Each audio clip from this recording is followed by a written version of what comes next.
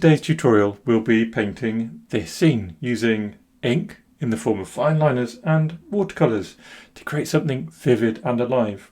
I'm not just going to show you how to paint this scene though, I'm going to talk through all the tips, techniques and tricks that you need to be able to adapt these techniques to any urban scene that you like. This is definitely a beginner friendly tutorial, also a great tutorial if you're looking to learn a bit more about loosening up your ink and watercolor techniques. What we'll need today is a couple of fine liners. I have a really fine one, a 0.05mm fine liner, and a sort of medium 0.6mm fine liner. Equally, you could use a fountain pen, or you could make do with just one fine liner somewhere in between those two sizes.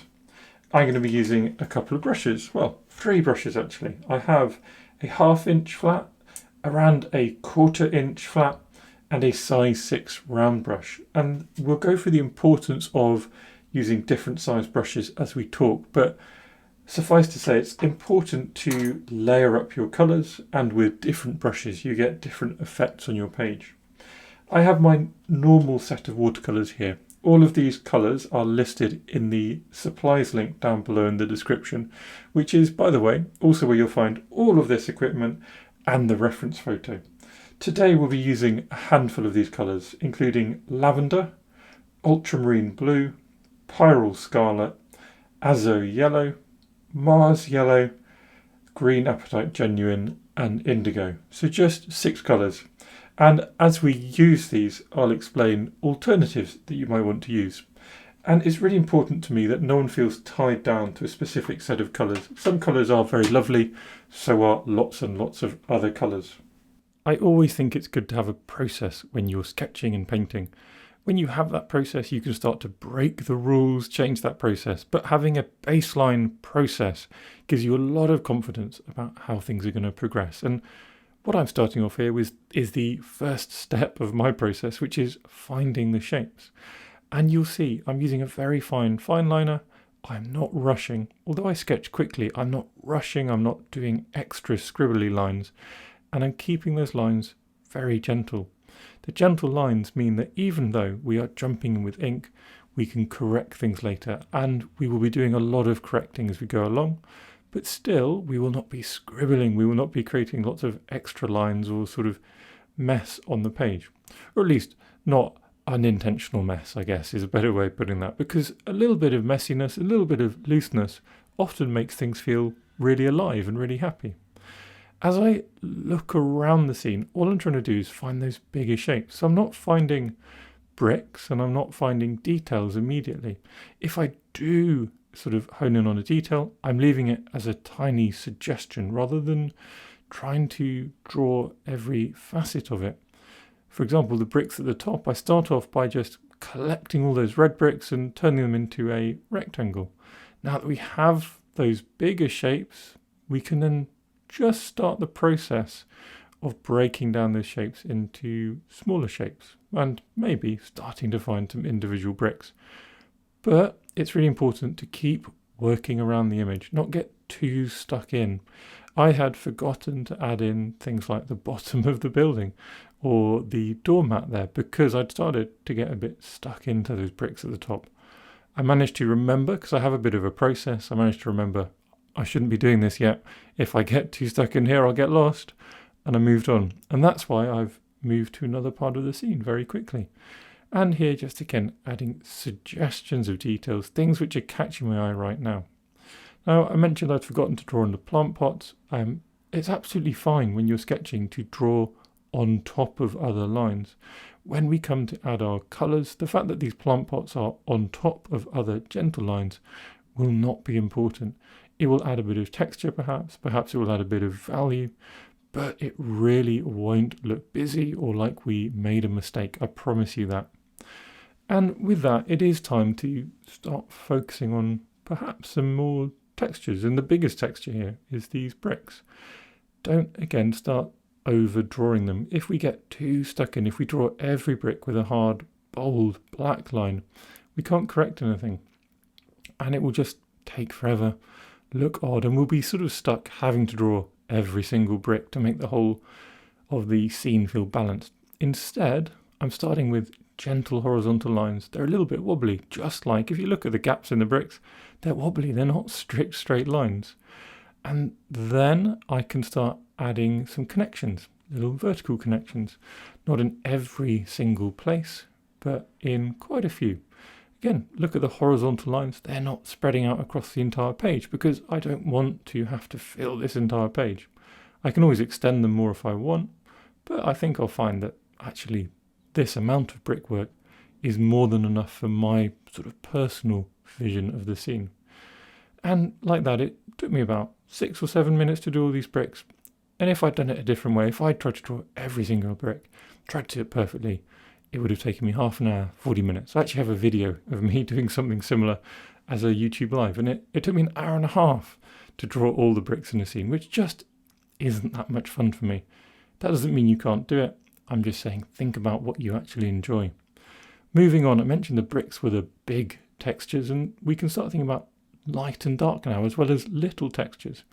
So here, using sort of neatish and nice and symmetrical, nice and consistent lines, moving with our tiny fine liner, we can produce hatching. And you can see that this hatching is the beginning of shadows. So now, like we moved around looking for different shapes in our scene, we now move around looking, where's it a bit dark? Where's it a bit textured? Where, if we squint, what seems darker than other areas of the page? And we can start applying some hatching there. The hatching is that first stage of building up value. Remember, this is the first stage of building up value. So just like we don't immediately start drawing every brick, we start with the big shapes. We don't immediately try and get the darkest darks. We just start by identifying where's a bit darker versus where's lighter. Looking at some of the bricks, you can also start identifying that there are some bricks which are lighter and some bricks which are darker. And we can remind ourselves of that. We can start applying those funny little bricky textures with a little bit of hatching at this stage already as well. It's about now that within drawing my textures, I start fiddling with details and finding bolder lines to put in. So I've added a little bit more detail to the knocker, and then this obvious big black drain pipe, well, now I can place it in my scene where I want it. It's got a bit of what are we trying to say? It's got a very definite presence, hasn't it? So I didn't want to draw it in too early because I might want to reposition things, might want to move it about. And what I've done is I moved it a little bit closer to the door just to fit in with the composition as it's ended up on my page. Now we can move on to what I suppose we should call step 3 of our process, which is where we've got our big bolder fine liner. This is 0.6 millimeters, and we're finding more definite lines. We started off with those very gentle lines, and now we enhance a few of them, the ones which are working, or the ones which again suggest shadow, and we can start adding those in, as well as finding the darkest dark. So these door furniture are all obviously black. We can find the darkest darks, like I said, by squinting. If you squint at a scene, suddenly some things will appear almost white and some things will appear pretty much black. And that's how you identify the brightest and darkest points. And I'm now moving around, having identified those, just applying ink, dark ink, to those darkest points. This dark ink will be darker, blacker than any watercolor we can apply. So it now gives our scene the sort of maximum areas of contrast. Don't get too stuck into that.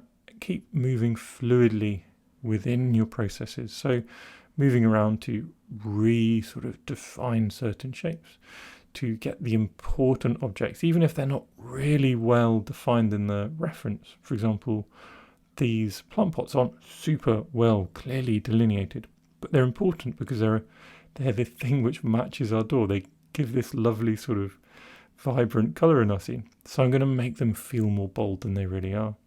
And then fluidly move back to applying darkness. Again, with this structure on the left, it's got such a presence. I started off applying a really sort of dark blackness to the top, and I suddenly realised that would be too much. And this is where you need to be gentle with yourself, gentle with your processes. Realise it's going to be too much. If I blacken this entire drain pipe, is going to overwhelm the scene. So I held off and decided we'd go with some simple hatching underneath instead. So just quickly applying hatching. Now with this bolder ink pen, this broader ink pen, that hatching will feel darker and it will give more presence than the more gentle shadows that we've already identified. And we'll come back later and see if we want to do anything else to that, or if we just leave it with that hatching. Now I'm going to move around the scene, still focusing on this bold pen, not going over the lines, not sort of using them as tracing marks, instead using this bold fine liner to just re-emphasize important lines, lines which are working, textures I want to bring out, and just to make the scene feel a little bit more contrasty, a little bit more alive. It's really important here that we don't, again, draw around every brick. Instead, take a look at the bricks and notice how, again, if we squint, we see some of the marks are a bit darker, some are lighter. And that's what I've done. A couple of bricks here and there, a little bit of the texture on the pavement, a little bit more of the shadows underneath the doorstep, and just finding textures where the page feels a bit empty. This is getting very near to the end of our inking phase. So we're just finding little bits we've left out, little bits we feel we could emphasize a little bit more, give ourselves a bit more structure and framework to work with when we come to our colors, but not overdoing it. And that's the hard bit, learning when to stop. And like that, I'm going to stop. And it's time to take out my paints. So I'm going to first test my paints at the top of the page. And here's a little bit of Azo yellow, here's a little bit of Mars yellow, and finally a little bit of ultramarine blue. And they're the colours I'm going to initially use.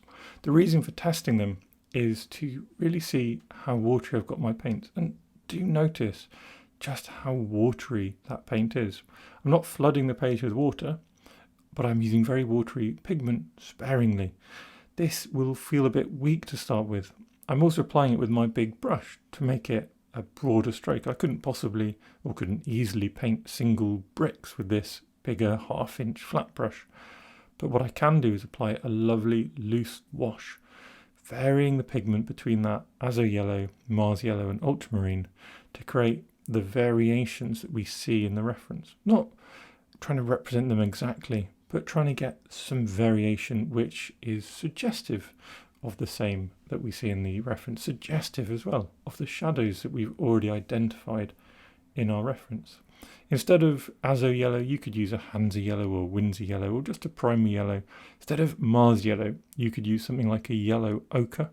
That would be a classic sort of palette colour, or a raw sienna. And ultramarine, I think, is a very common colour. Alternatives would be any nice and warm, rich blue. I end that little play with the colours by splattering some of my colours into the bricks, just to create a bit of fun and drama and keep things nice and loose, which is one of the things I promised at the beginning I'd show you how to do. Underneath we've got these sort of darker areas, blacks and greys and slightly warm greys as well for the tarmac. We've also got shadows, and all I'm doing to start with is applying some ultramarine into those shadows. And moving quickly on, my Pyrrole Scarlet, you could use organic vermilion or Scarlet Lake or cadmium red or any just lovely rich red. And I'm using this along with a bit of Azo yellow to create, again, a simple wash over these bricks, which has that natural variation. Just look at the bricks in the reference photo and you'll see they're not one colour at all. There's blues in there, there's darks in there, there's maybe purples in there. And we want to get that variation. Another thing I'd like to point out as I continue painting the shadows is that I've not painted everywhere. A trap I certainly fell into as I was starting my sketching journey was feeling the need to fill the whole page with ink, to fill the whole page with pigment. And we don't need to do that. Next, we're going to identify the key colour for this door. And the door is kind of the key in the scene. You can see my little trials at the top, which have helped me feel confident that I have indeed picked the right colour. Now the colour I've used is a bit of quinacridone magenta and a little bit of lavender to get a nice sort of semi-opaque purple, the lavender giving it that semi-opaque feel. The mixes you could use would just be trying the pinky reds and things like ultramarine even, or cerulean blue. Just trying these mixes in your palette until you feel happy that you've got the colour you want. Again, notice I've not coloured in the whole door. I want there to be natural watercolour variation in there. So I've left bits white, and I've also dropped in a bit of pure lavender to bring some variety into the scene before doing the same colour into those plant pots to give us a bit of symmetry through our colours. Now we're on to the next stage. That makes it step 5. And this is where we layer. You can just see I've moved to a smaller brush, and look at the dramatic effect of layering. So although I'm using slightly thicker pigment, this is mostly because it's a slightly smaller brush, which naturally carries less water. But that thicker pigment will layer on top of what we've already done and start to increase the value. Now value is the darkness of a scene, and colours have value. It's not just black and white. That's actually a slightly different word. That is tone. But value implies depth of colour, implies shadow. And again, if you squint, or if we turn this grayscale, all of these extra touches I'm putting in would appear darker on a black and white image if we turn this all into a grayscale image. And that's what we're doing. We're increasing the value, increasing the richness of these colours through layering. And I'm using exactly the same colours I was using before. The layering is one of the absolute key things that makes watercolour different, because watercolour is transparent. As if we're using it correctly, at least it should be transparent, unlike most other media which is opaque. We need to gently layer it up to gain that transparency at the same time as gaining value and depth of colour, rather than rushing ahead too quickly at the beginning. Now, you may have noticed my process at the moment is just to jump around different bricks. I'm finding within the reference, not exact bricks, but the idea that we have a little collection of slightly grubby, bluer bricks here, a different collection of almost white bricks in another place, a different collection of warm, sort of brown bricks in another place. And I'm using that idea, rather than counting bricks, rather than being exact, I'm using that idea to jump around the page, applying different layering to different bricks. And gradually it's starting to take shape. Not finished yet by any means, but starting to take shape. And this is the bit where we just need to trust our process will get us to the end. As I'm jumping around, different parts are drying, and one key thing about watercolours is they're waterproof when dry. So you can come in like that and apply a shadow over the top. That shadow was just a mix of those 3 colours plus a tiny bit of indigo. Equally, you could use Payne's Grey as a really lovely shadow colour on top. I'm repeating my same process now into that red bricky area with more of my Pyrrole Scarlet, more of my Azo Yellow, more of my Ultramarine Blue, and in little places there'll be touches of indigo, again to create the shadow. Again, I'm leaving gaps, so this sort of second layer of paint has got through it, coming from underneath, some of that really light colour. And again, look at the reference. You can see some of that light colour coming through, which is the mortar between the bricks, for example. So we want to keep that idea. We want to keep some of that light from underneath. We also want to keep trying to build up those shadows. Watercolours will build up shadows wonderfully with a bit of patience and a couple of layers. And that's all that I'm trying to achieve by gently layering up with these deeper colours. Instead of going in with super thick paint, we'll do this in 2 or 3 layers and we'll end up with really lovely rich shadows. Now, I'd also encourage you to be brave about the use of your colours and exploring the medium and making things more interesting perhaps than they might be otherwise. For example, although this door in the reference is actually sort of fairly flat in colour, there's a couple of shadows cast across it. It's otherwise fairly flat though.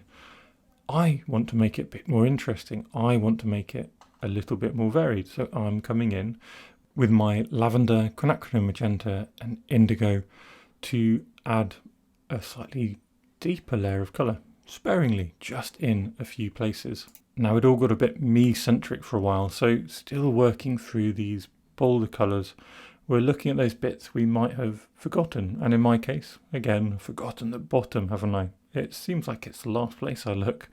So coming back in with a little bit more indigo to really work on the intensity of shadow. Something about watercolors as well is that they dry more sort of transparent and lighter than when they're wet. So if you paint a lovely brick wall, for example, and then you let it dry, you'll come back and you'll discover it's a lot less intense in colour than when you left it. Continuing to just focus on those bits which could elevate our image, we have our plant pots. The plant pots have got some lovely greens in, but if you look closely at the reference, and you might need to download it to see this, there's actually blues and reds and yellows in there. I'm not going to overcomplicate it, so I'm just going to pick out a nice punchy bit of red to pop in with the green to provide something more interesting than a simple flat wash of that green. And that red we can then add in a couple of other places. We can warm up that doormat, we can create some more vibrancy in the bricks at the top. And last but not least, for this stage of our painting, we just come across the bottom and we find the rest of those little greens. These additions of green in more than one place will balance out the green. If you just have one colour in one place, then you often feel the image sort of just doesn't sit right. It's too asymmetrical or there's too much focus. And I mentioned, at the end we can decide what to do with big structures, and here a little bit of extra tone added into our downpipe, our drain pipe, is actually, I think, quite an important touch. Having done that, we can start to lift some of the other deeper colours as well. So this is more indigo with a little bit of ultramarine blue, still applying it actually with a smaller brush, but then wetting my brush in between to allow me to smooth out that colour, to move it around the page, to almost mix colours on the page. Because you can mix in the palette, but it's also more than okay to mix on the page. And often that provides a more interesting and varied wash because you have a little bit less control, which I think is a really fun way, really interesting way to paint. Before we pop our brush away, get our pen out again, just have a last little look around. Are there some deeper tones you can add? Little shadows that definitely would work here. Tiny details you haven't added yet. And before it's too late, pop away your brush and you can always come back. In fact, we will come back and we will add some more. But now it's time for our pen again. And this is what I call restructuring. This is the sort of final stage of the sketch, if you like, where we take our image, we take all the loose, lovely layered colours, we take those wobbly lines we had at the beginning, the gentle lines, which we were really careful not to overdo, and we can come back and we can do more. And using initially a bolder pen, something really careful. When you've painted a page with watercolour, often your pen will be a lot bolder than it was before. So just take care and be really gentle, don't overdo things. But I'm finding those darkest lines, those deepest areas of colour, and just restating where something feels like it should be restated or could be restated, and it would add something to the image. Be that accuracy, or more importantly, a little bit of joy, a little bit of fun. Now we can come back with our really fine liner. So for me, this is my 0.5mm fine liner. And we can be a bit more liberal, and we can actually press quite hard with this, and we'll end up with a medium somewhere in between the nib sizes we've been using before. Because the page has got watercolour on, it will be a bit bolder than it was before, but not as bold as that rather large fine liner. And now I feel confident in bringing out quite a few more of the bricks. Again, important not to do every brick, and I can do some hatching, but important not to overdo the hatching. If I overdo things at this stage, it would be a shame to lose what's a nice, light and airy feeling sketch. But these are all part of this sort of restructuring final touches stage that we get to, where actually we can now see our image, can't we? If we take a step back, we can actually see that we're almost at the finish. We can actually understand that the processes we've been going for weren't a waste of time. They've really done something. And with that in mind, pop my signature on, and we can really apply those final last little touches. I often call this final touches. You could incorporate it in your mind, in your sort of process as restructuring as well. And I'm using this size 6 round brush. That's a little bit of ultramarine blue to draw the numbers in. And that's really what I was doing there, drawing rather than painting, drawing with the brush. And then just taking dark, little, quite thick opaque paint and just boldening up certain areas, a few bits of green here, a few bits of texture there, and then we can lift the bricks as well, I'm sure, with little bits of the pigments we've been using for the last while. The shadows can lift as well, so now using this finest, smallest of brushes, we'll end up with those boldest of shadows just by coming in and being a little bit more delicate. Just like with the pen work, really important not to overdo this. It's very easy at this stage of the painting to come and do something that you regret. I would suggest, if you're not sure about something, just to take a step away. Go make a cup of tea and come back, or even pop your sketchbook into a cupboard and then look at it tomorrow. And then you'll know, are you happy with it, or do you really feel that actually it needs something extra to lift it? And if it does, I'm sure at that stage, with a bit of space, you'll work out exactly what you need for this sketch to do. And there you go, my processes for urban sketching. Thank you for watching. Please subscribe, hit the notification button, leave me a comment, and I'll see you in one of these videos next.